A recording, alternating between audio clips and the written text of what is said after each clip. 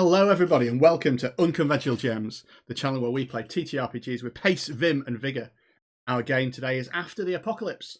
This isn't a grim, dark, hard scrabble place. It's a weird hope place of plenty. Plenty of junk and plenty of exciting things to do. We're playing Mofos from David Blandy and the Copy Paste Co-op. It was released with a bit of a little bunch of pamphlet adventures, which is a brilliant idea to make sure that people can actually play your game when it comes out. And so we're playing one of those, Samantha Lee's Into the Antlion's Den. Our heroes are currently in Tin Town, and they're planning to cross the rubbish yard to rescue a researcher from the library that they have fallen into with a massive antlion larva. Speaking of heroes, let's meet them, and the people that they'll be playing today as well. Starting with my co-host Gaz. How you doing? I'm living the dream, looking forward to this hopeful vision of the apocalypse. I'm Gaz, apart from being co-host of this very thing. I'm also one half of What Would the Smart Party Do, the UK's premier podcast. Feel free to check that out. Today, I'm playing Burton the Salvager. He's 60-something, which probably makes him the oldest man alive right now, or he certainly looks like he is.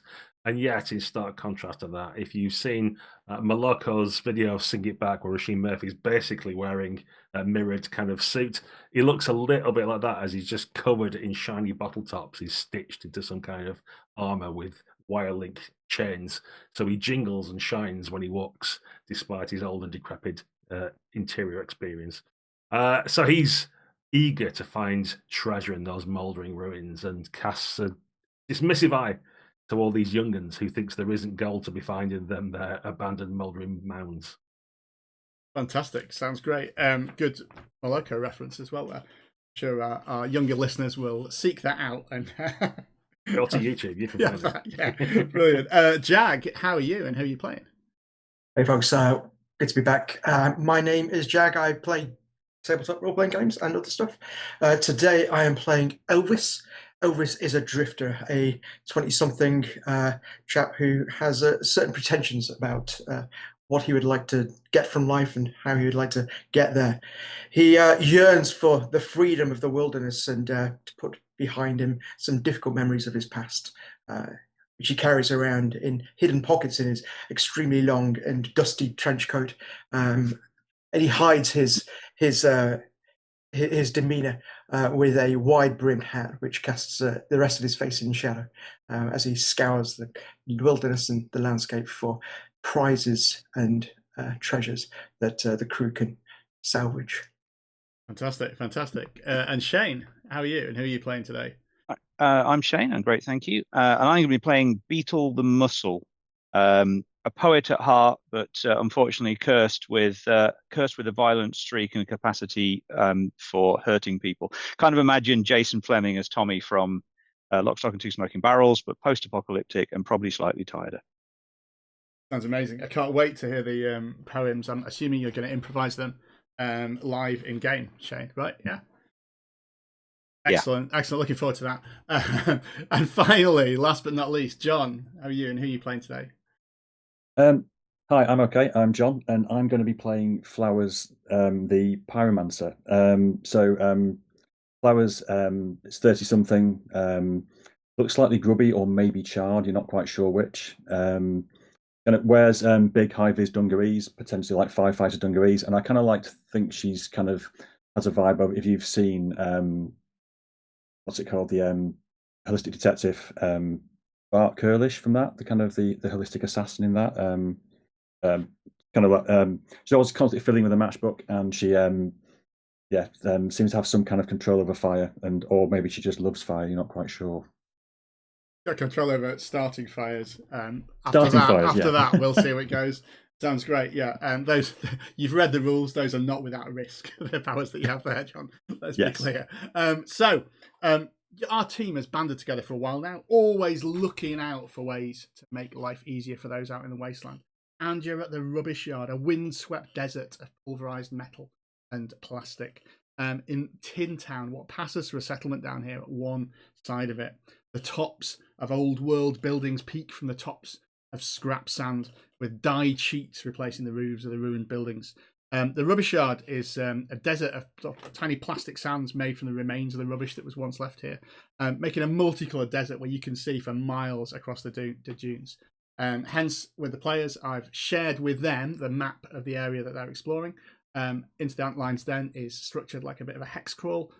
So the map's out in front of them. They can choose which way they're going on the proviso that they can see what the next thing is coming from there. Up to the north, about a week ago, a massive Antlion larva unearthed an old world library while digging a pit. You've heard that researcher Lewis went north to explore this site and has not returned. You've agreed to help Snaps, Lewis's droid mechanic, by finding Lewis. But he's warned you that the scrap sand funnel that this larva has dug is treacherous. Anyone who were to step into it will slide straight down into the Antlion's enormous mouth. So you'll need to try and find some way to get down safely, and presumably to get back out again once you've got down too. So with this in mind, you are setting out from Tin Town. You've got your map. You've got a rough idea of what's in front of you. There are some carved pylons in one direction, an abandoned factory in the other. As you sort of set off, and we haven't really established who the leader of this expedition is. Burton, you're the oldest, though, in any social gathering that you find yourself probably now. What's your thinking about which direction to go, or will you take counsel from your fellow men and women? Burton is not only the oldest, but the most arrogant by a countryman. And so he pauses for a bit, just in case someone mentions the pylons, so we can mock them and what a stupid idea it is. And if not, then he'll pull them all in a conspiratorial whisper. And now then, boys and girls, there's these things called factories. They used to make new things. I know this. Your mind's blown by such a concept. There isn't just stuff you could dig out of the plastic sands. No, whole new things made. Well, the factory will be the place where we can find lots of loot, things to help us, perhaps to retire on. That retirement's just one step away. I can almost taste it. Yes, the factory's the way. Come along. And I'll start jangling off in the direction of the factories, assuming that everybody's following me in my haughty arrogance. With that haughty arrogance, are you following? Maybe like Elvis, are you following along with that? Have you got anything to add to the discussion? Elvis is pretty clear that that is the most likely place that he's going to find something useful here. He's been out and scouted around a little bit of the carved pylons before. He knows that they're pretty destitute. There's not much there that's going to be particularly useful. Especially what we might find is some wire or some kind of cabling or something like that will help us deal with this larva death trap. So he's on board with this. He's not at all going to indulge Burton to say that it's the best place to go, but he knows that it's the best options we've got. Fantastic. And Beetle and Flowers, are you following suit? Yep, I'll look wearily at the route ahead of us and quietly say to myself, devastated form, a small factory, travel while watching the loot. Nod to myself for the extemporaneous haiku and trudge along after Burton. Something new is created here after all. Beautiful. Flowers, are you making your way with them? Yeah. So Flowers looks down at a bottle of firewater that she was holding in her hand and drops it, and follows on afterwards. And as she walks away, you notice that there's a trail of it leading back to a building back in Tin Town, and she kind of clicks her fingers and a spark kind of falls over, and then a trail of fire kind of goes off into the background, and as they're walking off, you see something catch fire vaguely in the background and people start running a bit. Lovely. And that backdrop, as you kind of glance back over your shoulders, you can make your way. Indeed, it takes you a few hours going through the shifting sands to make your way towards the factory. Along the way, you sight in the distance sailing stones, sort of compacted trash and junk metal that are just randomly flying across the desert in some programming off in the distance towards where you're heading. But you get to the factory. You can sort of get yourself at a vantage point above it, and you can see just about see the logo on it, Skid Kid Technologies, an old faded sign. the top of this big square blocky building is just about visible over the sand. Obviously, there's scrap sand piled up next to it, and you can make out some smashed windows that would allow you entry into what used to be the factory. You can also see sort of patrolling around in a route outside it a group of what you imagine to be security droids, the last vestiges of security for this factory from when it was allowed. They are sort of walking around the sand in a perimeter around it, but you sort of hang back to see, because if you want to gain access to it, you're going to have to somehow get past them or deal with them. Looking at this, maybe turn to you again, Burton. What's your plan of action here? What do these security droids look like, and do I know what sort of like armor they would have? Is it like a big stick to beat us with, or is it a ray gun, or is it something else? Yeah, you can make out they're sort of hulking. I think if you look at the sort of human-sized, they're limping a little bit. They're not as mobile as they were before, and certainly some bits of their limbs seem to have fallen out. They're not in the best repair, but you can certainly see they're carrying pulse cannons. So if those are still in operative, they are like guns that will shoot you. Yes. Okay. Well, yeah, Burton didn't live to be 60+ years old by going first or running foolhardily into these kind of situations. So he'll look back to Elvis the Moonshine, who seems to be he had like a twinkle in his eye, like he was considering things last time, and just rub his scrubbly chin and say, "What do you think, Elvis?" I'm looking around at the route that the patrol are taking, and there are dust marks and trails where it gives a very clear telltale of what their patrol route is, and we can see from that how long it's taking, where they're going, and the rest of it, and we can quite easily use that, I reckon, to time our entrance to avoid where they are. If considers this for a moment, pulls out his battered flagon of moonshine and lets it sit on his tongue, and then relays this back to Burton while flicking his locator device, just in case there might be something else which is non-mechanical out there as well. You flicked it on to see if there's any sense of another kind of presence in the rubble of the abandoned factories. Yeah, your locator device flicks on. It detects movement of the droids that are patrolling. There's also some movement from within the factory. Smaller, sort of. I think it only gives you sort of indications of size, but smaller things that again seem to be patrolling in a regular pattern. If you see what I mean, maybe some other droids are inside. Similar sort of pace that they're going. So yeah, same sort of rate. A little bit faster, because you notice as you observe them, there is a regular patrol route they're taking, but that's limited a little bit by the fact they're doing it on like shifting sand that is not in any way what their feet were constructed to do. So there's a much more regular pace inside, because that's and taking one last look at the factory, just keeping an eye, see if whether or not there. Typically in these factories, there's some kind of loading bay or something like that. Is there an alternative entrance or exit that we can get to? And I put these options to the crew. It's stuff that we might be able to conjure up a plan with. Yeah, there is a loading bay that you can see on one side, but it's not visible above the sand, if you see what I mean. You could wait for the winds to maybe blow it down, but it seems to be that these broken windows are your easiest route in, certainly, without getting there and exploring it. You can go across there from there. So if you're wanting to do that, I think this might be our first save. Avoiding the patrol is relatively easy. It's whether you can get across sort of fast enough to not be detected, if you see what I mean, as their whatever other securities they have in here is there. So I think that's going to be a dex save. And for simplicity, Jack, I'm going to just ask Elvis to roll it and count for everyone. I think no pressure. I'll apologise in advance for this. But yeah, as he's relayed his plan because of his arrogance, I'll be going, yeah, you're learning, kid.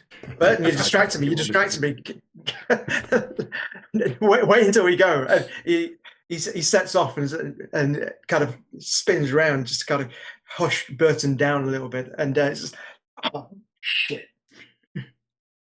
I think they spotted me. Well, you can't be sure. You get through and climb through the windows. We see, as it sort of pans around, we see the droid patrol that you avoided sort of stops, spins round. The camera light is now red where it was blue before, and it begins to trudge. It breaks its routine and begins to trudge back towards the open window. You have been detected, but that's just sort of hanging over you for now, because you clamber through the window and you're in a smashed up factory floor. It's full of huge rusted machinery and half buried in the scrap sand that's blown in through these windows. Think vast machines and partially assembled things in here. Just as Burton and Moonshine are sort of bickering over their arrival, Beetle and Flowers, you are the first people to have a look around, and you can see exactly what there is in here. You would surmise, Flowers, this constructed hoverboards, this factory, and you can actually see that there is there's one that's pretty much complete, sitting in the factory floor, and lots of sort of components around as well. So somebody's been here. Yeah, somebody's been here. This looks new, as in. Oh no! It looks as if these are just the remnants of what the factory made. That sand's blown in. There's not footprints or anything. And there probably would be signs of that. Obviously, people may have been in here and looted it before, but there's piles of components, piles of the sort of hoverboards there as well. You reckon that'll work, Flowers? I think we should give it a go. I think maybe we should sell it. But if you want to give it a go, I mean, we take it with us anyway. Absolutely, it just feels like it's going to come in handy. I mean, Burton's going to know what it's worth, right? Sorry, what was that, young'un? What were you saying? You reckon this is worth something? It will be. Maybe we can use it to hover down the Antlion's mouth and recover the research.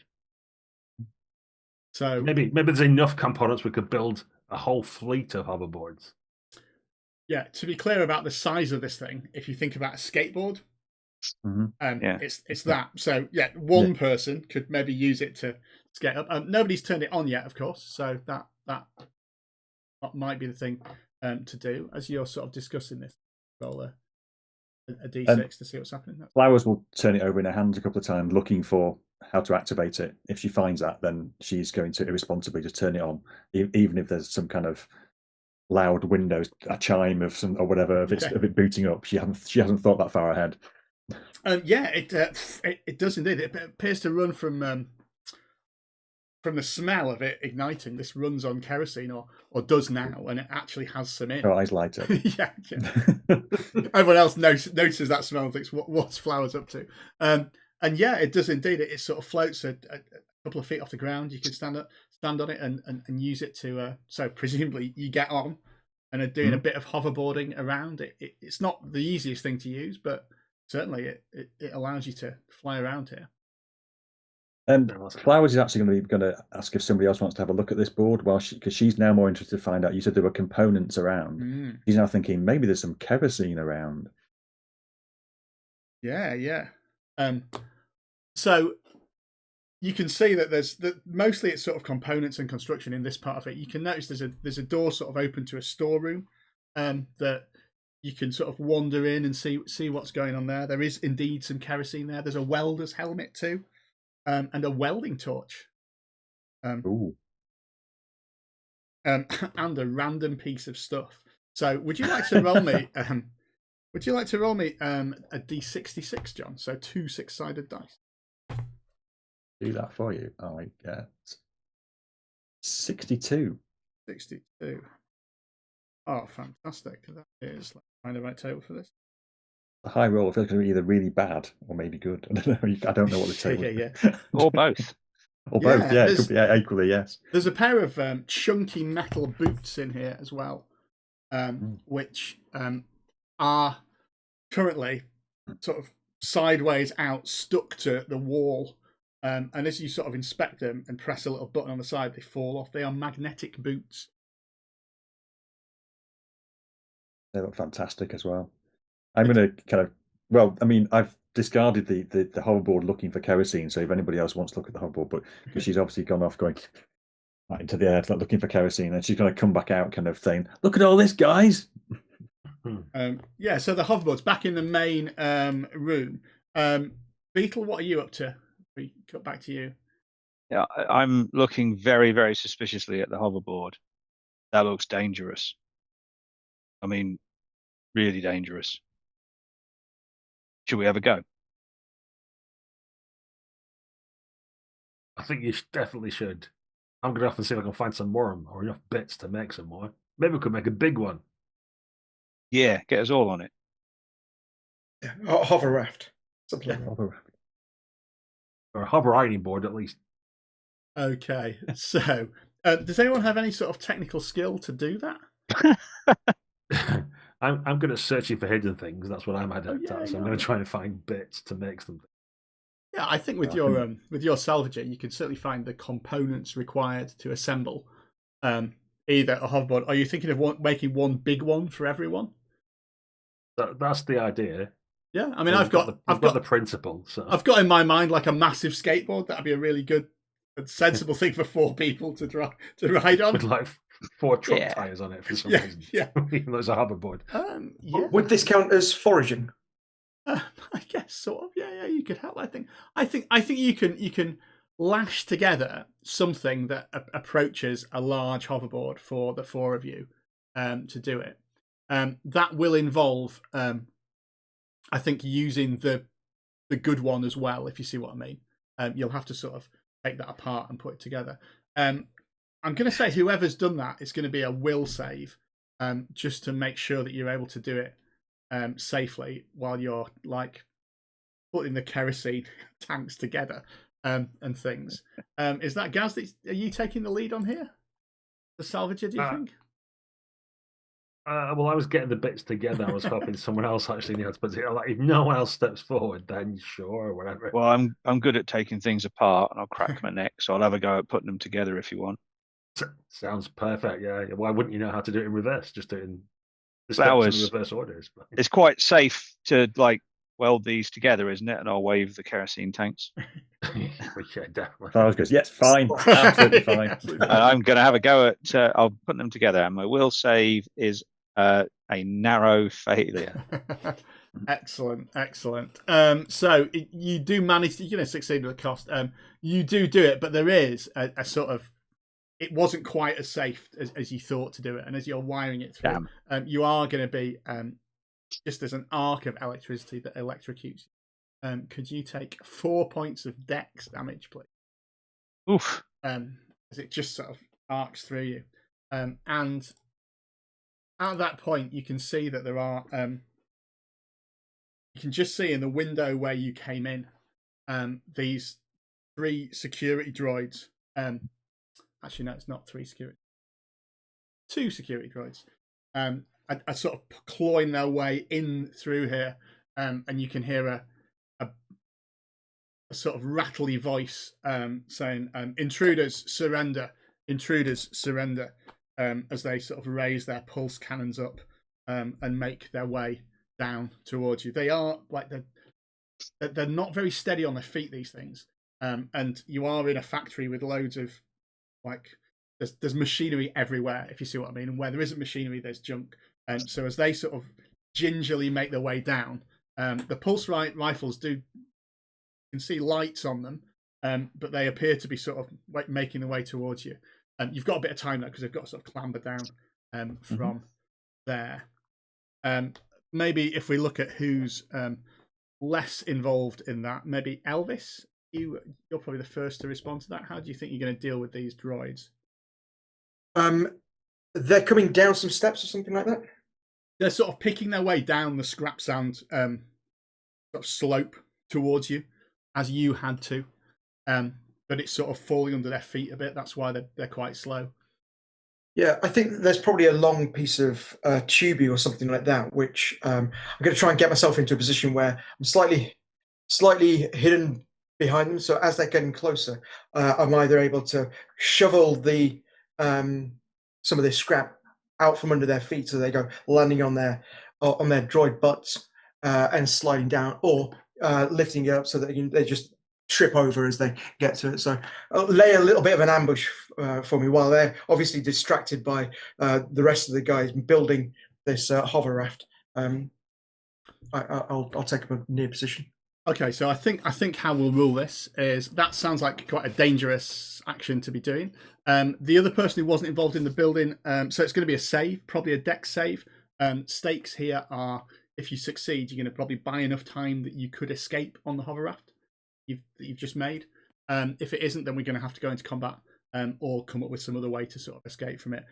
That's how that's happening. The other person who might be able to act as you're just finishing that is John. Flowers, you notice them sort of crawling in as well. Is there anything you want to do to help? You can probably see Elvis getting into position to sort of trip them over. I was going to say this might be our cue to leave, but realizes that people are busy building things, and so she's not going to abandon her colleagues.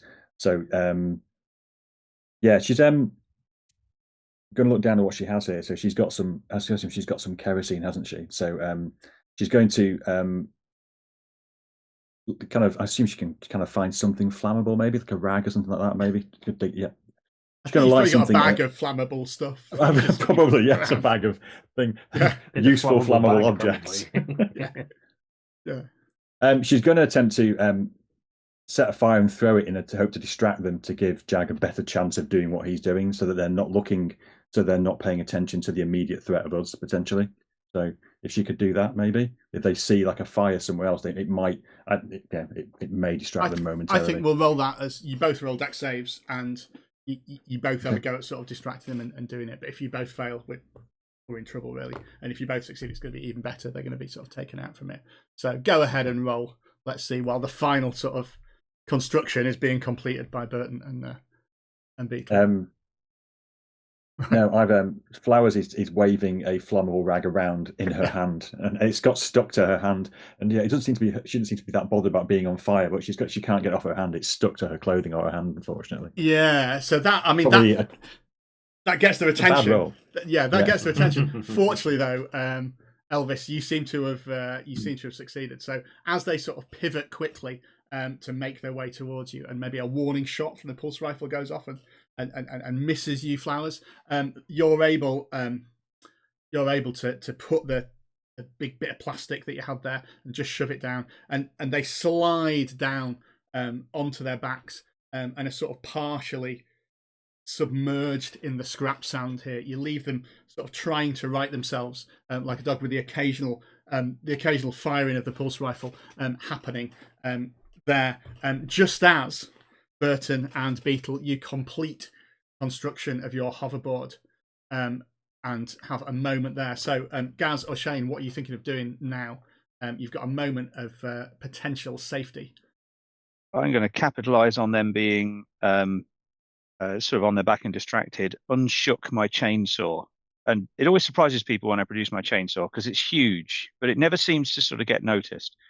Almost like I'm pulling it out from some inventory somewhere. Yeah. And there's a sudden roar as the chainsaw splutters into life, and I'm going to wade into the droids.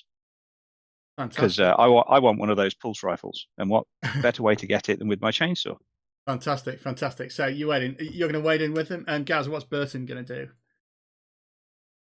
I've seen the fiery rag being waved about, so I know what that signal means. That means I should look for some lubricating oil pipe or something, shoot it with my crossbow so that loads of flammable liquid squirts out onto the robots. That's probably what that signal is. So I'm going to try and pierce a pipe of highly flammable oil or lubricant or something, and see if that's something that can drown the robots in. Excellent. Well, why don't you roll your dex save to do that first? Yeah. See, I think what's at stake here is flowers getting drenched in lubricant from here. I mean, it's how she wants to go. That's a failure.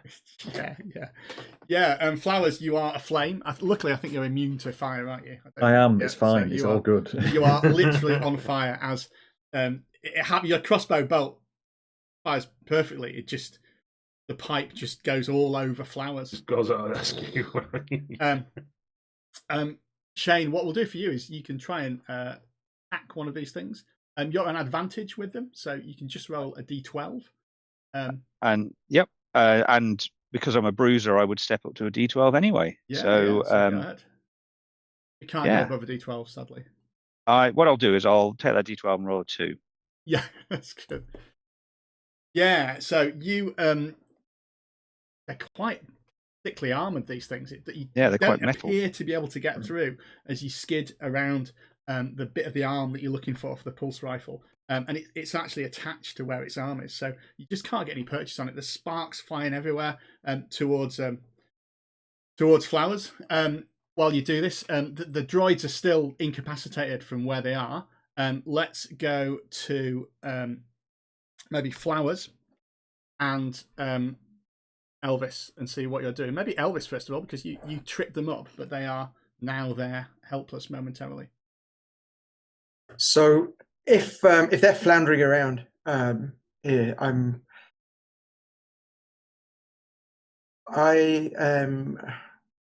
going to take out my I was going to take out my 6-shooter, but I think that might be exactly what's needed. Yeah, that's exactly what's needed.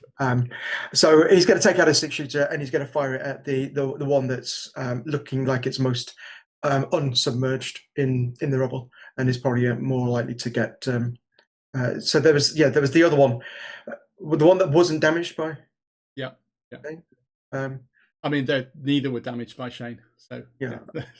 All right, rub it in. So I will fire that. Yeah, just roll your damage and see what you get for it. 3. The bullet pings up. It does get some purchase. It does. You can see that it begins to thrash around a little bit more, but it's still moving. This droid, there's still pulse rifle going there. You reckon they'll be able to free themselves pretty soon. Flowers, you've got a chance to act now. Just you're on fire now, so.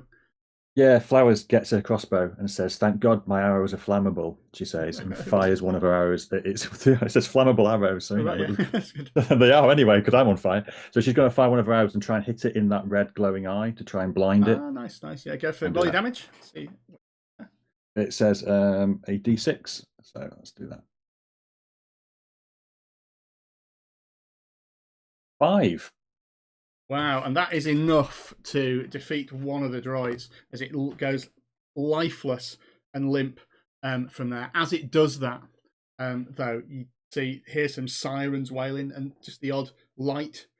You imagine there's like a full security system in here at one point, but there's not. There's just a couple of lights here and there in the factory begin to flash red, and a tinny siren begins to sound. Elvis, as you look on your location device, those other things that you could see are moving towards your location now.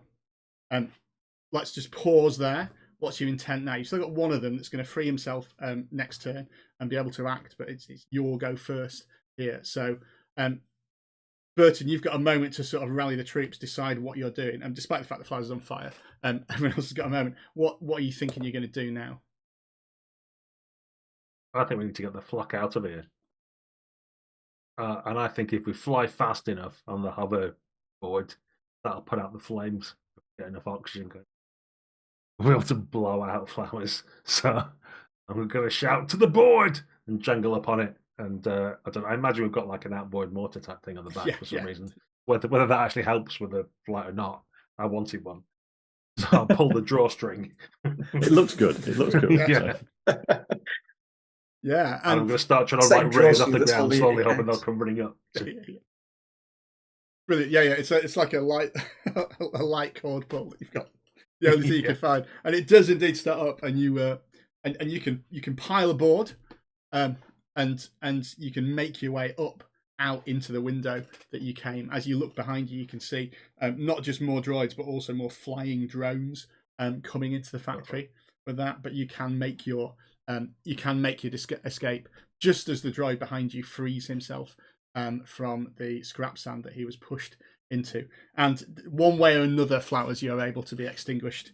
We're trailing smoke as I've got flame retardant clothing, so I'm kind of batting myself and kind of trying to wrap myself as much as I can in that as well. But we're obviously we're trailing acrid smoke at the same time, so for a bit.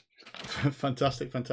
And you can get away from the factory. The droids pursue up to a perimeter and then sort of stop, and they go back to their sort of reboot and go back to their patrolling the ancient factory. And you've got a decision to make, because you're a little bit of the way across the rubbish yard.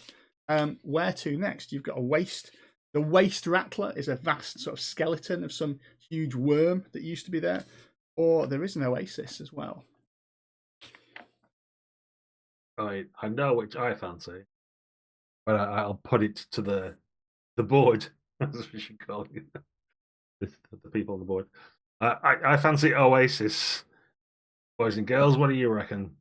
Oasis sounds good, says Flowers. Yeah.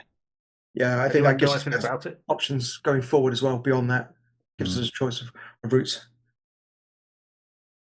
Good stuff. I'll squint off into the distance and pull on the tiller. Okay, so you can make your way chugging along on your hoverboard towards the oasis.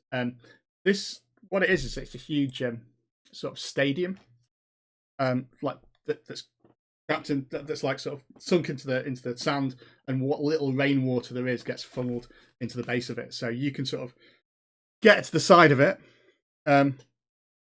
As you're approaching it, though, you can also see there's a group of people, like 4 people on sort of rigs a little bit like yourself, like what you've got, are skating around it. Around the top of it, and as you approach, they sort of turn and go straight to you. They've got sort of sailboat rigs on their hoverboards, so they're going much faster than yours, and not doing it. And they're going straight for you. These four creatures, 4 people. How do you greet them, or how do you respond to it? Oh, vast strangers! There'll be stranger danger.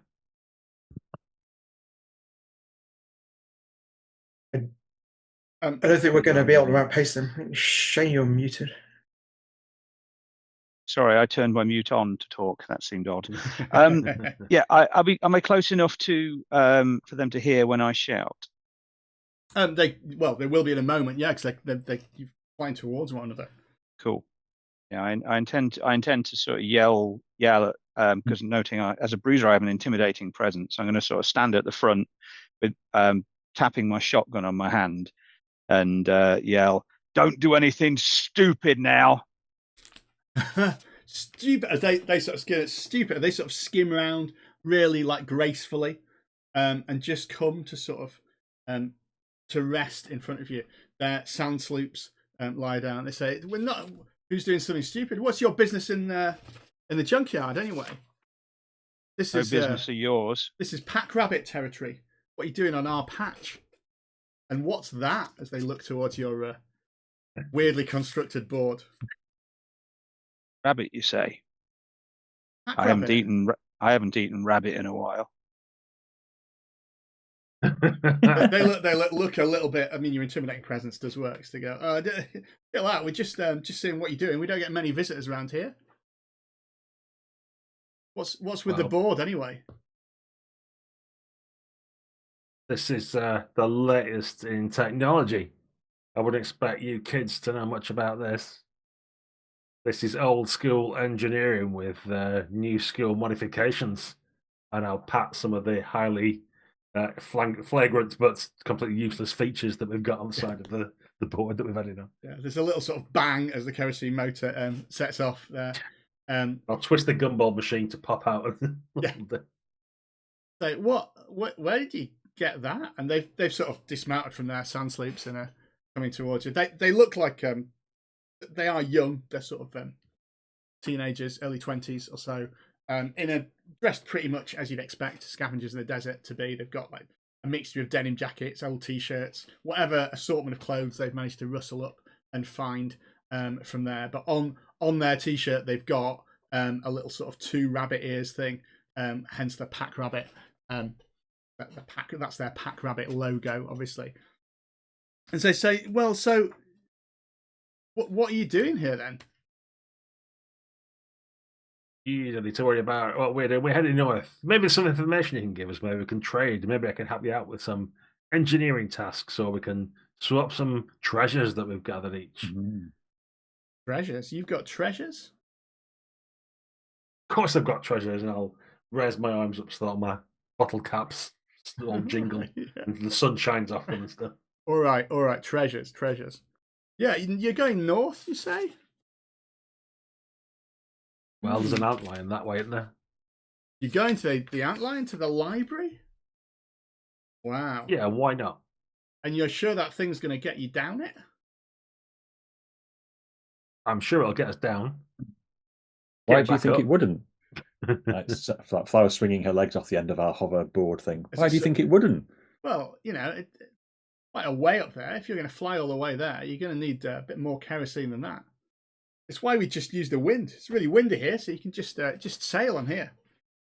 You should watch out though in the north. One of them says, "Hey, didn't Fuzz go off to the north? We've not seen him in a couple of days." Yeah. If you're going north, you should keep an eye out. One of our gang went up there, and we've not been able to find him. Went missing. Well, yeah, maybe we can. Maybe we'll find him and bring you back, and you can give us some treasures or some. You know what would help us get up there a lot quicker, actually. Let's show us how that rig works. And I'm going to start trying to lure them into like sharing their windsail technology with us. Yeah. Well, I mean, the thing is, these are really cheap to make. Yeah, probably not as they look. So not as expensive as yours, running on kerosene and stuff. Yours obviously looks quite cheap to make. It's just got a lot of stuff on it. So they say, yeah, you just catch the wind, and then you can sail around on it really fast if you know what you're doing. This will get you down into that funnel and back out again, for sure. Is it windy in the tunnel?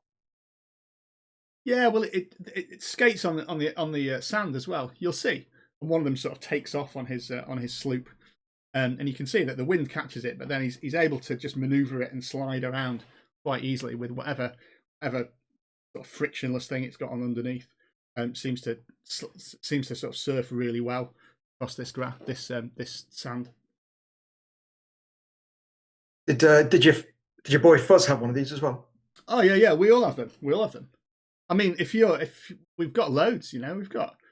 Say, we could lend you some if it was worth your while.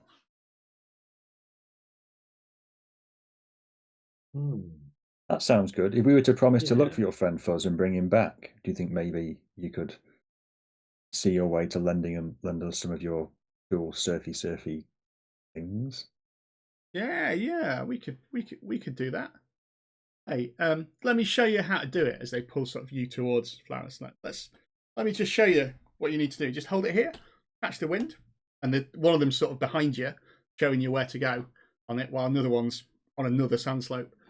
And you'll just get there, and suddenly you sort of take off, and the other one does at the same time, and it's just neck and neck with you as you Flowers go off there, and says the thing they're really good for is racing.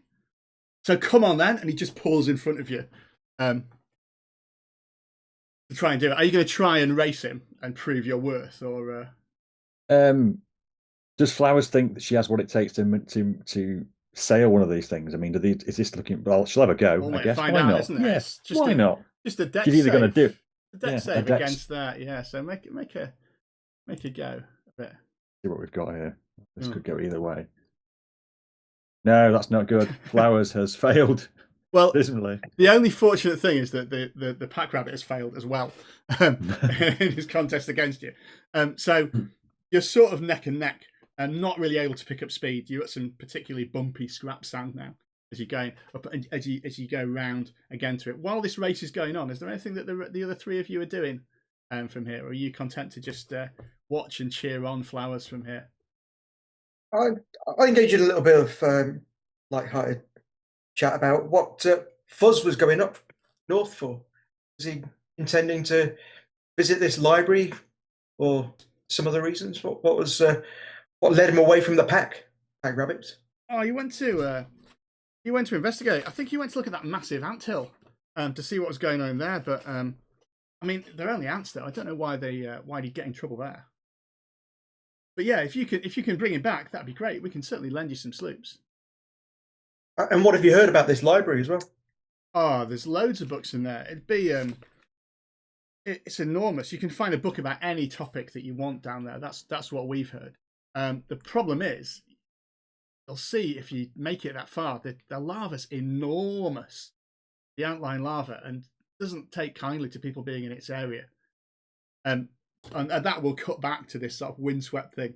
I need another deck save off you, because there is going to be a winner here to see who's. I was about to say that while that conversation was going on, you could hear in the background going, "How do I stop this thing?"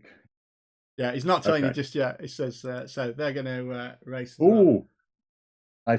I've made that. My dex is 10, and I've rolled 10. That's good, isn't it? Well, really, you just managed to pull ahead before you realise that if you twist it one way, you can actually turn it. So you give a good account of yourself. So you sweep back and land it, and the rabbit gives you a high five of that and says, "So yeah, so we'll lend you the sloops, but you need to bring our friend back Fuzz. He went towards the anthill.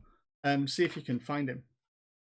Can you describe Fuzz to us so we know Fuzz when we meet him? Is he dressed the same as you guys? Yeah. He'll have his pack rabbit shirt on. Sort of Mohican haircut, pretty distinctive. You don't get many people wandering around in here, so you'll see him there, I'm sure. Excellent. Good. And with that, they bid you farewell, and you can explore the oasis further.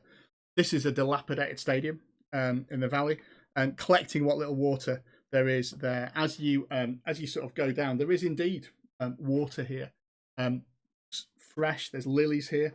You can also see quite a few like animals swimming in here, different mer creatures. So you can see what you would sort of, if you had to describe them, call them mer dingoes. So like the front half of a dingo and the back of a fish swimming around in there. Maybe some mer meerkats in a little flock around there as well. And even is that a mer camel you can see flowing? Of course it is. As you look, it is, it's fresh, cool water. You can wash it. It's drinkable as well, and you can refill your water skins and so on, and you are able to take some respite in here from that. I suspect there's good eating on a dingo. I'm wondering whether any of these are the kind of fodder an antlion might be tempted by. If we were to catch ourselves a mer camel, maybe that would be something to distract them with, while we, not knowing anything about what the what the dietary preferences of an antlion might be. Yeah. Go on. Sorry, guys. I was just going to say, look at the board, which already shakes with us on. I think adding a mer camel to it might be a bit. Well, you've got these sand sloops now. You've got a sand sloop each. So yeah, you could put the camel on the board. That's and do that. So okay. In broad brushstrokes, if you're going to try and capture a mer camel, do you want to just describe your approach, and then we'll see if we're successful or not. Don't need to go into too much detail, but what's your plan here? What are you baiting it with, and then what are you going to do? And feel free to collaborate on this, because it might take all four of you. I imagine there's a certain amount of herding it around, so maybe there's using some of Flowers' pyromantic talents to smoke it in the right direction, while we create a trap of some sort to catch it with. Maybe there's some loose stadium, you say. Maybe there's like a goal net type thing that we can use to rig a a net to catch it in that kind of stuff. I don't know what else have we got. Well, to bait it into the net, I'll catch a mer meerkat first, and then use that to catch a mer dingo, and then use the mer dingo to catch the mer camel. Let's go with the food chain for sure. That's how it works, isn't it? Yeah, you've read that in a book somewhere. Yeah. Oh, And then we use a mer camel to catch an antlion. Yeah, I think we're going to do this because I think this little montage is going well. I think we'll do this as a little sort of mini skill challenge or a group check. So you're all going to roll a save based on sort of what you're doing, see how successful it is. Obviously, you need to get sort of 2 successes out of the 4 in order to actually capture the mer camel. But we'll just sort of roll with it and see how it goes at each point. Should we start with, start maybe with the smoking it out with the pyromancy? Yeah, so I think there's flowers can start fire at will, but so she doesn't need to use one of her special kind of spell things there. So, but I'm not sure, would it be Dex to kind of make sure that she kind of makes this runs around and make sure the smoke's going in the right direction, or do you think it's Absolutely? I mean, it's up to you. I think Dex seems to be reasonable. Starting a fire is never a problem for you. It's putting the fire out that's sometimes. I feel there's a lot of there's a lot of running around and falling over while she's doing this kind of thing, and so it's kind of she will attempt to see whether she can get that in the right area, but she doesn't, unfortunately. It was windy around here, I guess. You said it was windy, so the wind has blown it off in the wrong direction. Yeah, and the camel's expecting that. Camel's panicking there. Shane, we didn't explain what Beetle was going to do in this thing. Are you going to? What are you thinking? Beetle's waiting by the net to drag the thing onto land, because that's where strength, which is all Beetle brings, will be needed. So we'll do you last then, maybe. Why don't we go to the food chain approach now, maybe with Burton? So as you are attempting to capture various mer creatures to lure it in. I succeeded in a dex roll to do that. That is definitely. So you understand the ecosystem of this lake really well. Everything must be eating the creatures that are smaller than it. So yeah, you get a meerkat, then you get a dingo. Start with a mer whelk or something. Yeah. And soon you've got a massive hook that you found somewhere with a mer dingo on that you're fishing out with it while you're waiting. So we've got 1 success, 1 failure so far. Elvis, what do you want to make your roll now? I think Elvis is going to be doing something with this net as well. I think maybe that's a kind of a 2-person job with Beetle, possibly to contain the beast when it arrives. So roll for some strength as well. Yeah, roll for your strength. See if you can get it onto dry land. Indeed, that is a success. You can. The interesting thing that happens, which luckily you're able to respond to fast enough, and this will obviously make Beetle's job a little bit harder, is that when it's hauled out of the water, it turns into a normal camel, and as you might imagine, begins to panic and attempt to run as far as possible away from the oasis. So Beetle, can you wrestle this thing into the net and make sure that it's able to? I believe I can with a pass. Yeah. So I basically just, in the end, I just grab hold of the damn thing, and it's quite big, but Beetle is surprisingly strong for somebody the size, and just basically hold on to the damn thing, planting my feet until I can get the net over it, mumbling under my breath, "Come on, just stop. Fantastic. Eventually, you're getting eaten." Eventually, it stops moving, and you're able to stun it like you'd stun a fish somehow, but a camel by battering it over the head. I've got a crowbar if that helps. And you can load it up onto the hoverboard and indeed set off further north with your bait ready for the Antlion. And you've got a moment to sort of get some, you've got to take some food, take some rest, and refresh yourselves in there. Speaking of which, that's what we're going to do now. We're going to have a quick break, and we'll edit it out, so it'll just be a few seconds for you watching at home, and then we'll come back. As we're about halfway across the desert, we've just got to get to the Antlion's den. See you in a few seconds.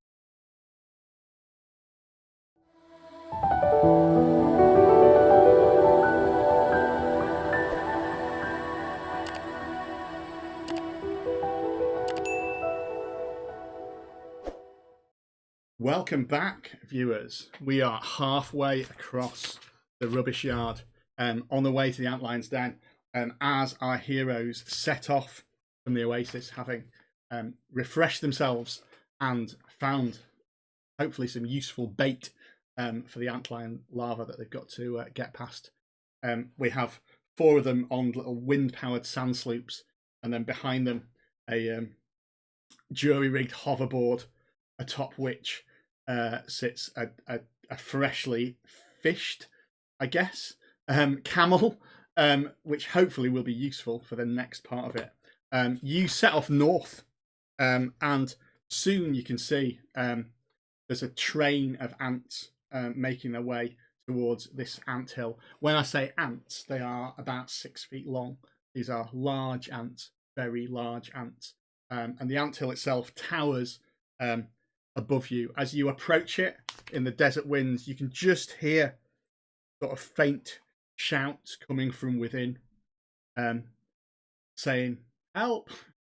Help! I'm trapped! Help! Help!" It might have fuzz. Yeah, the ants. I can't hear anything because every time I turn round to listen, there's a jangling of other bottle caps. I can't. What are you talking about?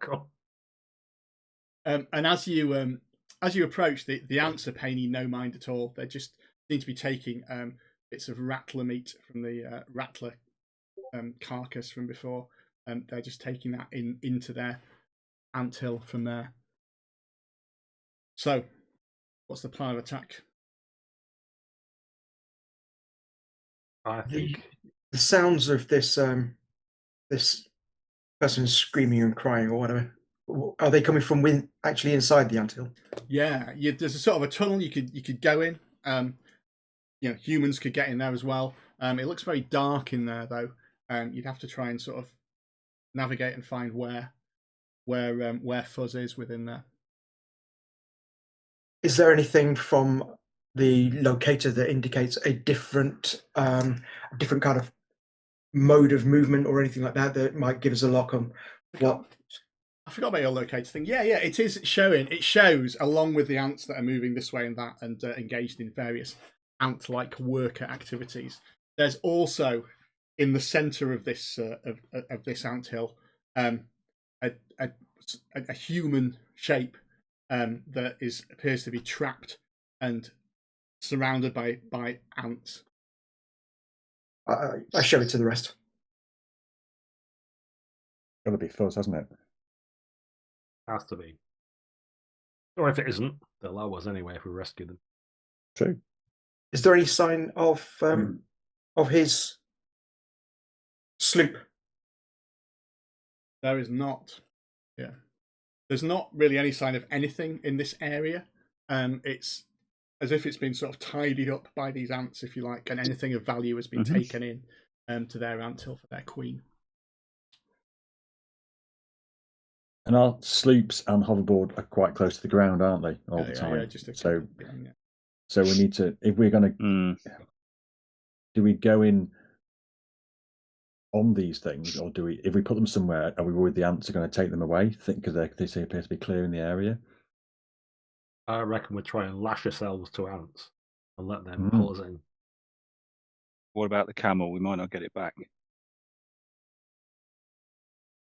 Well, we can set I've got the autopilot switch. We can set a big hoverboard with the cam on it and just leave it idling. That sounds amazing. Yeah, you can set it on the autopilot and leave it doing a sort of circular route around. Yeah, until the kerosene runs out. Out of reach. Yeah. Just out of reach of the ants. And then was your plan to lash yourself to ants and get driven in to find the centre that way? That's the idea. I brought my rope with us. I'm sure we could just all posse up and then I'm sure you get could. the rats to pull us into the tubes. I think that might be a save, though. I think no, I don't that sounds know a dangerous activity. What the stakes are here are that you need to try and get in there. The possibility is that these ants will turn on you either while you're either now or later on while you're in the tunnels in the darkness. So I think, Gaz, that sounds like a will save to do that. Oh, right. Okay, that's exciting. Let's check what my will is. It's not as good as you might hope, but let's roll anyway. Oh, no, that's a thing. Okay, yeah, I think you lash a pair of ants and they begin to drag you in. But before you know, your rope is snapped and two ants menacingly move towards the group of you to attack. It looks like we have our first combat. So players go first. Well, it's not our first combat. We fought the droids, but that was a very different setup. This is a proper stand-up, knockdown fight with a pair of giant ants. So in combat in Eco Mofos, players go first. You need to decide, sort of declare what you're doing first, then we'll resolve it. If more than one of you is attacking the same creature, which might happen, you take the max damage from whatever people roll from there. So Elvis, you'll be the first to act because you always are. What are you planning to do as these ants move towards you? I think if I can, I'm going to try and charge one of these ants from the back and just use some force to kind of shove them away and barge them away. So try and use some strength to kind of shake them out of their path and that kind of stuff, just to disorient them a little bit. Okay, so if you're successful in that, you'll give people advantage to then attack. Is how we'll rule that. Going sort of round the windows now. Flowers, what are you going to do? Flowers is going to. We're still on our sloopy things, aren't we? I guess. Yep. Is going to attempt to circle one of the ants and fire her wrist crossbow, a crossbow at one of them with a flammable arrow. Fantastic. Burton, what's your plan for this? Well, my rope's now snapped, which has upset me, but I've still got my pitons, so I'll load one of them into my crossbow and shoot one of them into the end. Fantastic. And Beetle, what are you going to do? I'm going to hop off the sloop and close with it, firing my shotgun as I do. Okay, brilliant. So we'll do Elvis's strength check first. If that's successful, that's going to give everybody an advantage to attack these ants. So go ahead. That is narrowly fails. Narrowly fails. They are surprisingly strong, these ants. And in fact, could you make me a luck check? Almost certainly not. So the good news is your luck goes up by 1 because you failed. So you rush to push one of them away, but I'm doing this on my sloop, so if that changes, you rush to sort of push one away on your sloop. As you do that, you get very little purchase on it, and another ant rushes around, picks you up in its pincers, and begins carrying you off into the anthill from there. The other 3 of you can all roll your damage to attack now. Now, you don't have an advantage, so you're just going to roll your normal damage. It'll be whoever the max damage is, and then anyone who gets 4 or more will do an additional.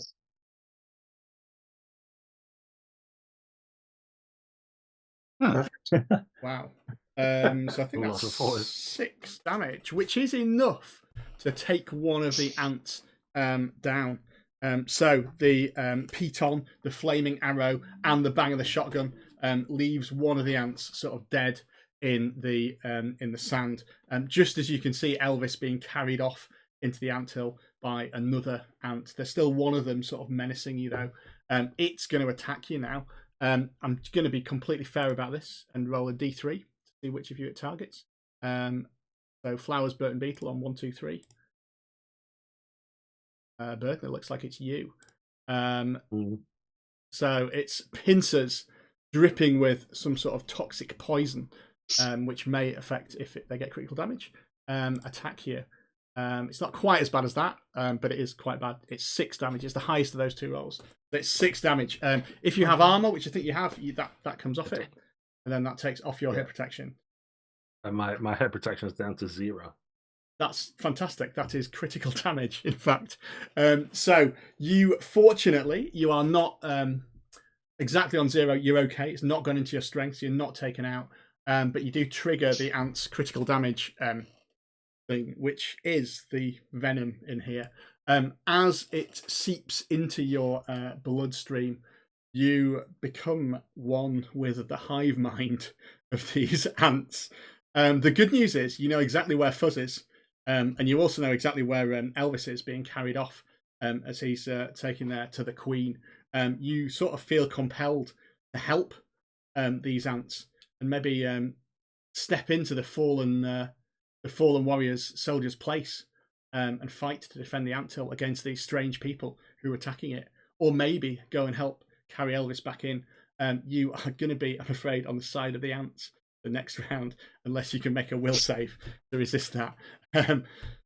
So, back to the second round. You've still got an ant in front of you. Let's go to Elvis first. You're being carried away by this ant into the anthill. What are you going to do about it? I'm going to pull out my 6-shooter, but I'm kind of glad that we're going in.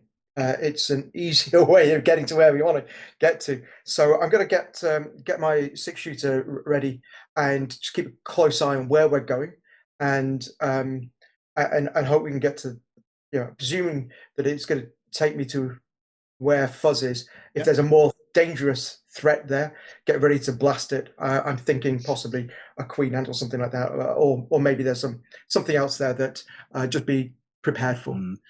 Yeah, apart from carrying you away into the anthill, they pay you little mind from there, and you're able to get through. You do indeed. You hear the help, help gets a bit louder, and before you know it, you're in a chamber in the centre of the anthill with Fuzz. It's like, oh, you've come to rescue me, as you're then sort of deposited in this cell by this ant, who then stands warily watching you.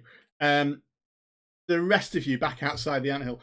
Let's just go to each of you in turn. Maybe we'll go to Flowers and Beetle first, and Burton save you till last, because you can. I'll leave it up to you to be inventive about how you act in the interests of the ants or not. Flowers, what are you thinking of doing? So, did Flowers see Elvis get caught? And is it too late to do anything? Has Elvis gone into the hive? Yeah, it's in the hive now. If Flowers had a chance, she would have maybe jumped on the ant, but if it's gone, it's gone. So Flower will turn her attention. I mean, you could give chase. You could follow it and go in. Well, I mean, at this point, Flowers doesn't know that Burton has become one with the. So it doesn't feel like she's leaving, kind of like Beetle on his own. It feels like he's leaving Burton and Beetle. So it feels like, Flowers will do that. We'll give chase and attempt to try and follow into the hive. With the ants, and try and get onto the ant that is, but not hurt the ant. Try and get onto the ant and hope the ant doesn't notice. I don't know. I think with a dex save, they can definitely not notice. You're going to get into this chamber, but it's the manner in which you get into it that will. It's either in ant mandibles or on the back of an ant. Yeah. Hang fire to roll though, because we'll just go around and get everyone declared what we're doing. Oh, you've done it. Sorry. Is that a success? Actually, is that? It is, but I could do it again. Sorry, no. We'll take that one. We'll leave it there. We'll leave that hanging as you go. Go off into it on the back of an ant. Beetle, Apologies. what are you going to do this round? Having closed with them, I'm going to unshook my chainsaw and have at the last of the two ants. Fantastic. We'll hang fire on that. Burton, what are you thinking of doing? I think that Flowers is trying to run off. And we need that food for the hive, so I'm going to run after Flowers to try and drag them to the Queen. Excellent.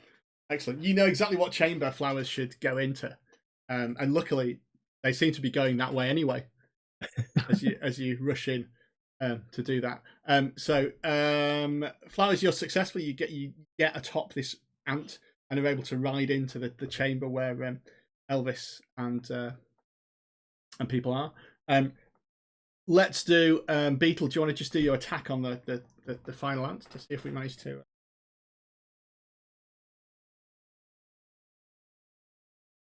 3 damage this time, as my chainsaw sputters again and doesn't quite spin up to speed, same as with the droid. It's still there, and it's now as you find yourself now somehow like 1-on-1 with this giant ant, but it's still fighting there. And Burton, you were heading into this room as well.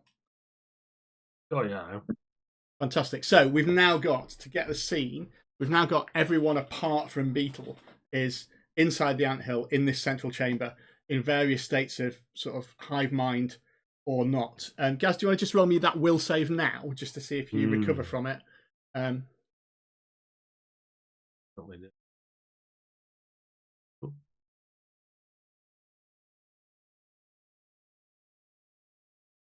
No, you're one with the hive.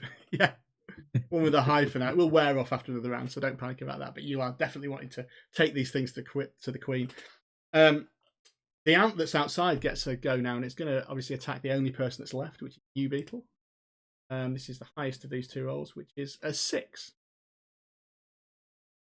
That is all of my hit protection, or hurt protection. Sorry. Is that exactly all of your hurt protection? It is exactly all my hurt protection because I'm one with it. You've got an armor. You've got a point of armor, I think, haven't you? Oh yes, thank you very much. You're right. Oh, it's disappointing. I thought we were all gonna. What twist? As we're all now part of the hive. all join the hive. Yeah. So if you're on one hit, hit protection recovers. So yeah, you are bitten by the ant, but the mandible poison doesn't quite go into your bloodstream in the way that it has. With Burton back in, let's just go into the center of the room.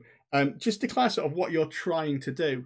At your arrival, Gaz, at Burton's arrival, the ant that was guarding, he recognizes you as one of the hive, and so sort of leaves you with everyone else there. And Fuzz is like, "Oh, thank you. You've come to rescue me, my friend." Flowers, you're on top of an ant that hasn't realised yet. It's now trying to make its way outside.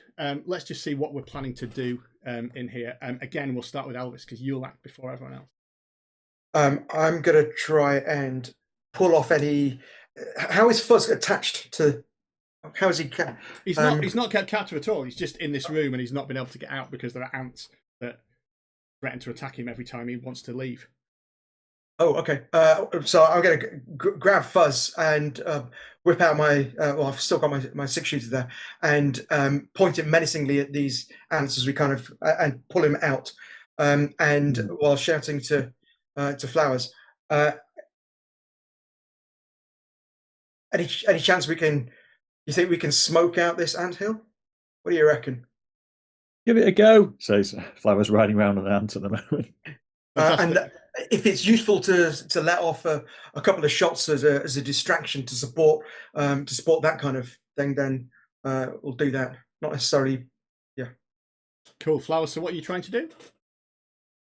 Well, Flowers was originally going to see whether she could pull on this ant's antennae and make it go in a particular direction and try and do that.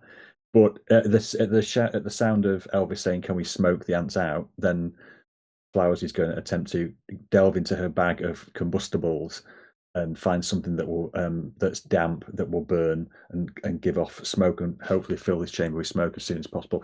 Is there stuff in here that's flammable as well? I don't know the inside of the ant. Is there kind of like detritus and stuff like that could be... I mean, the anthill itself looks quite flammable.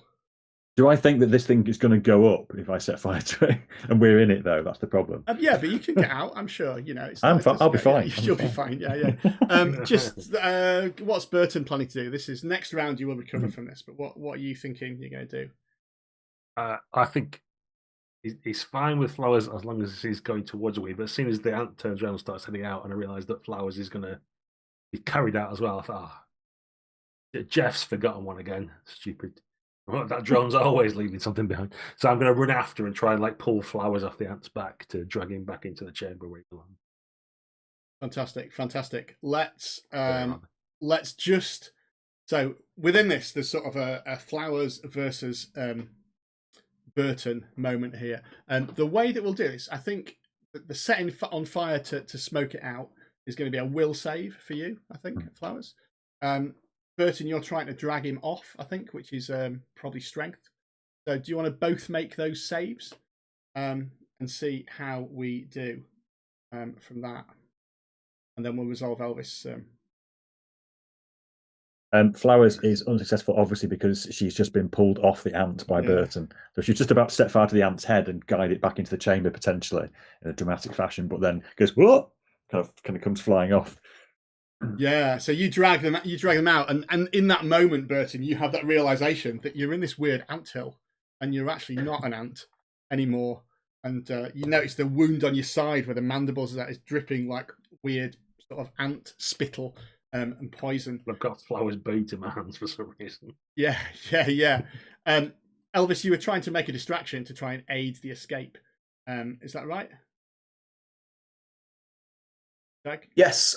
So I will take my gun and I will shoot it in relevant directions just to scatter the ants if necessary. If I hit one, great, but it's not the primary. Give us a dex save to see if that works and doesn't just draw their attention to it. And we'll cut outside to Beetle, the man versus ant battle going on there.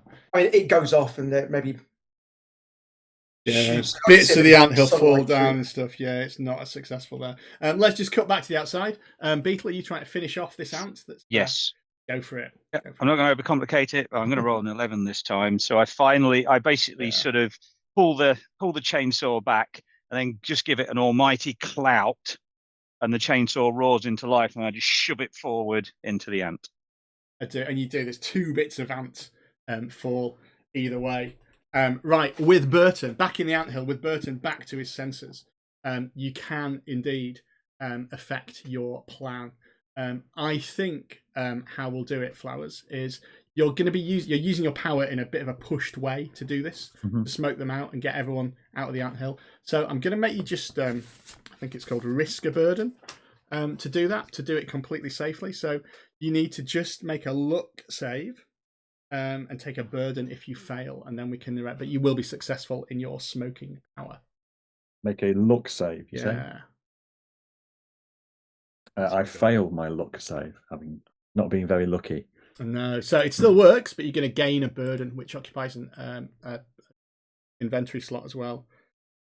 Which is just rolling randomly because nothing occurs. You are now vain as well. Vain. Yeah. Okay.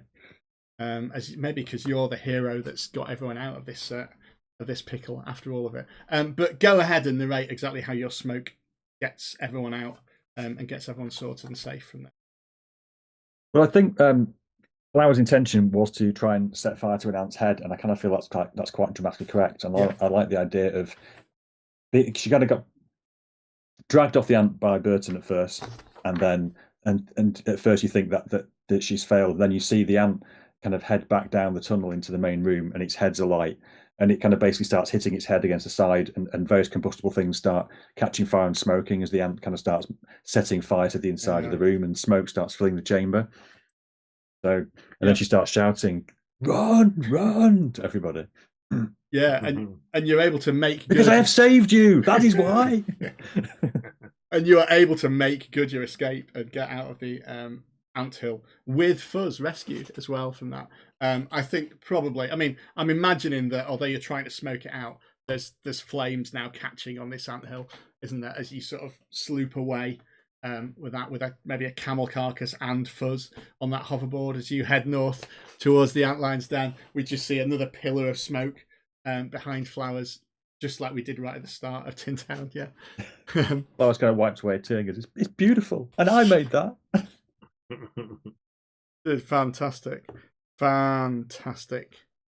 So you are on the cusp of finding the Antlion's den, and indeed you approach there. If you think of the we'll do another sort of cultural reference point for it. Just the Sarlacc pit is sort of what you should have in mind, except without the people around it. It's a great big cone in the ground with something down there. You can see that it sort of wends its way down, and you can just get glimmers of a settlement or building underneath, which is presumably the library that was down there. As you approach, this is half the size of a football field, is the measurement that it gives in the adventure, which I think is quite a nice one to you. And you can see a handful of ruins at the bottom, including what looks like a dilapidated library. And you can just see the jaws of a creature sticking out the foot of it. As you approach sort of gingerly, let's do this fairly to see who it is. Oh, you'll get your hit protection back, by the way, everyone. Had a chance to rest. Let's just see. Yeah, Elvis. As you are approaching, you're somehow in the lead here.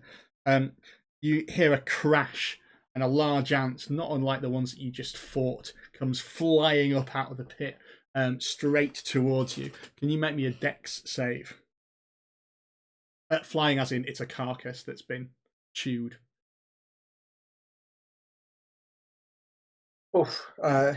No, I think I got distracted by this flying carcass. It kind of takes me by surprise. It does. You're going to take 3 points of damage. Remember to take your armor off.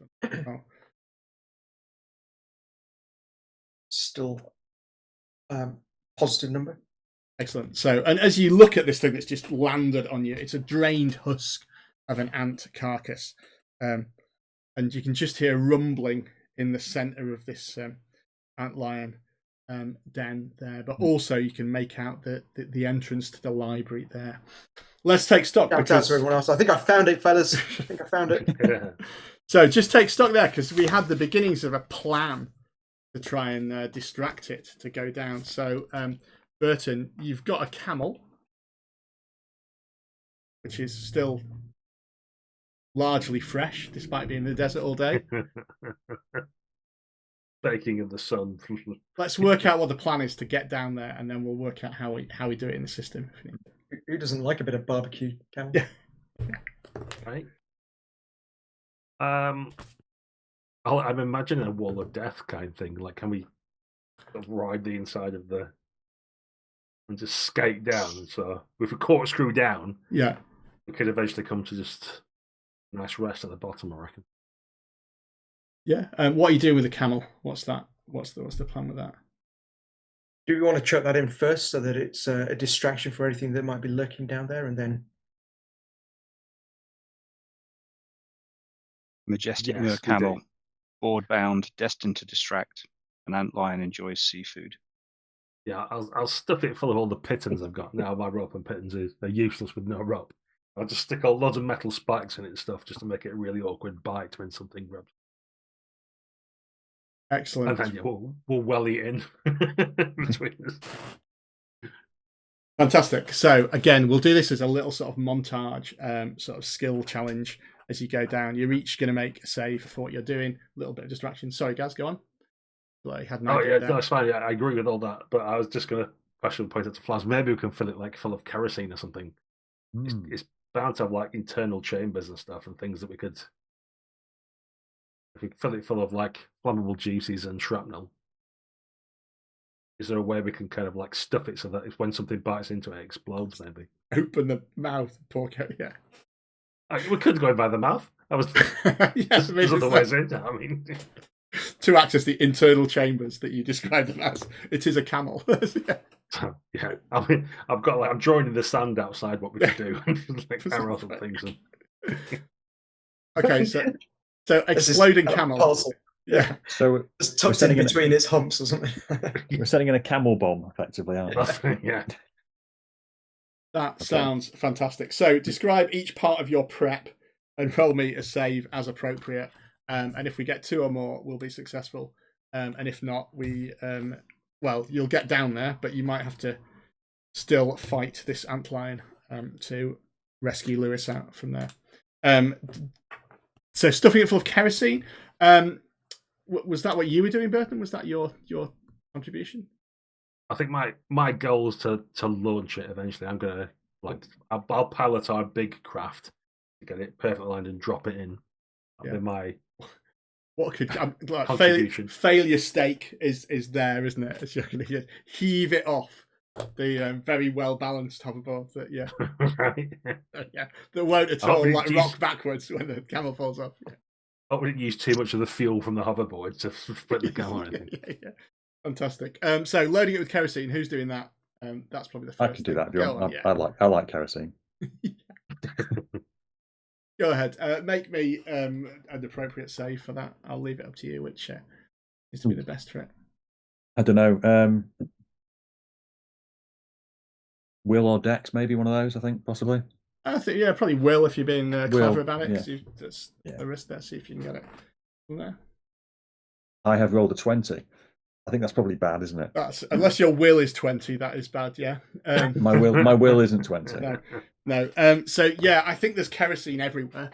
I think I'm covered in kerosene as well, yeah. aren't I now? Yeah. Yeah. And I know that's not bad for me, but if I set fire and then set fire to something else, that could go badly later, couldn't it? Yeah, I haven't yeah. noticed. I'm so used to the smell of kerosene. I haven't thought about the fact that I'm now drenched in it at all. Yeah, you're So- drenched in kerosene. The camel has very little kerosene on it. It's somehow managed to not have much on it at all. But let's go on now. You've got to sort of push it on the hoverboard back out. I think who's going to take the lead with that? I think Gaz, you're probably the last to roll. I'm just wondering if we've got a different plan option here, which is that Flowers rides the camel aflame down this. I can do that. We have a plan. We had a plan. Yeah. So go on, Jag. What's Elvis going to do to contribute? Elvis is checking his locator device because there are multiple creatures in there, one of which we don't want to save and one of which we do, and try and get a gauge of what is the place that we want to try and send this camel so that it is as far away from Lewis, the researcher, but as close to the Antlion as possible, so that we can get in and out without having to face unnecessary danger. Fantastic. Sounds like a will save to me to try and plot that route.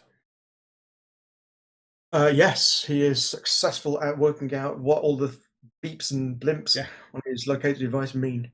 Yeah, and you've got a route to put it down, which should be good. Beetle, what are you up to now?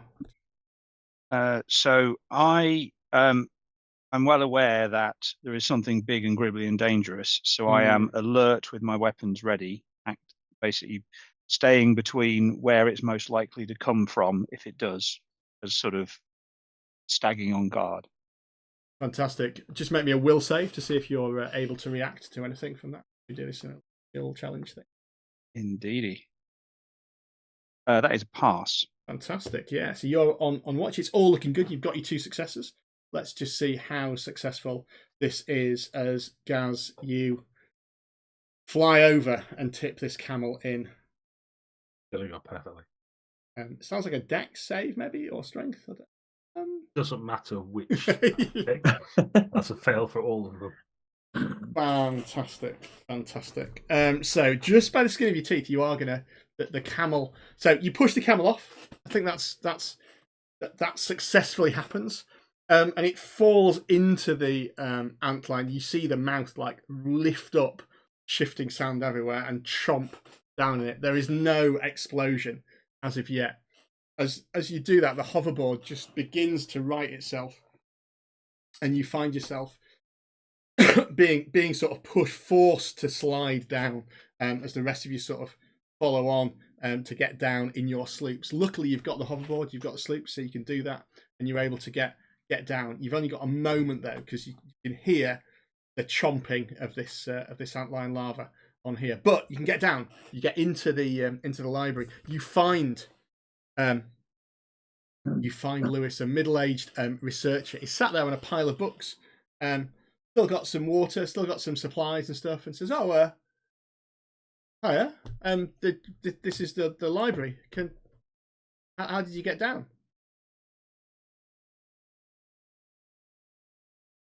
We need to get you back. Says, "Oh yeah, the hoverboard ran out of kerosene on the way down, so I couldn't get back." What are those? Oh yeah. I mean, yeah, actually, we've brought loads. Yeah. I'll just load up these books and stuff. You can help yourself as well. There's loads here, and it'll be under the sand soon. From later, and yeah, we could go back. Yeah. I'll look quizzically at. What's more important, books or life? Well, life actually, and you hear there's a big sort of rumble and shifting from next door. It says, "Oh, probably life actually, isn't it?" Yeah. Can I get on one of those sloops? And she picks up a sort of battered hoverboard, and does that. And if you want to, you can escape indeed now. As you do that, though, you're skating out at sort of coruscating. Not only do you just see as you set off, this camel husk fires out. You see the head just emerge out of the base of this pit as you're skating back up, and just a shower of sound is scattered across each of you as you do it. So just to finally make your escape, I'm going to need a dex save from everybody. if anyone ends up. Go on. Well, I was going to try and get rid of my burden all in one go. Because to remove my arrogance, I have to undertake a dangerous task, make an impossible promise, and risking my life to keep it. So I'm going to dive in and set fire to the camel. The blast will blow me clear. Don't worry about it. And I'll dive off my board with a blowtorch, aiming to reach the camel and set it on fire. And maybe the blast will blow me clear, maybe it won't. But either way, it should open up the mouth enough that it'll get everybody free. Fantastic. Well, let's say that will get everyone free one way or another. It's whether you can survive it. Do you want to make me a luck save, Burton? Not really, but I will. That's probably what you're relying on. That's a failure. So your luck goes up by 1. You are the camel does indeed explode, and you are blasted free. Everybody else, you're able to skate off from there. There is, as you look behind you, this enormous larva crawls out of the sand, and a sort of stunned and burnt Burton, you sit on the sand as this vast sort of 40-foot tall larva emerges and bears down on you, as you can just feel the camel breath of it leaning towards you as the rest of you have to make your escape. And that's probably where we'll leave it. I think what the bottle caps like showering around me like rain. Yeah, as they were all on there. And you're able to do it. So you've successfully rescued the researcher. We'll have to see whether Burton manages to get out of this predicament as well from there. But this has been Eco Mofos. Check it out on itch.io. It's also available in print from various shops internationally, so have a look at it. It's got a really nice art style. Check out Into the Antlion's Den and the other pamphlet adventures with it. It works really well, and always good when a new game brings out a bunch of adventures that you can play straight away. We're Unconventional GMs, so feel free to give us a like and subscribe. It's always good for some help with the algorithm, and we'll see you again in a couple of weeks for our next adventure.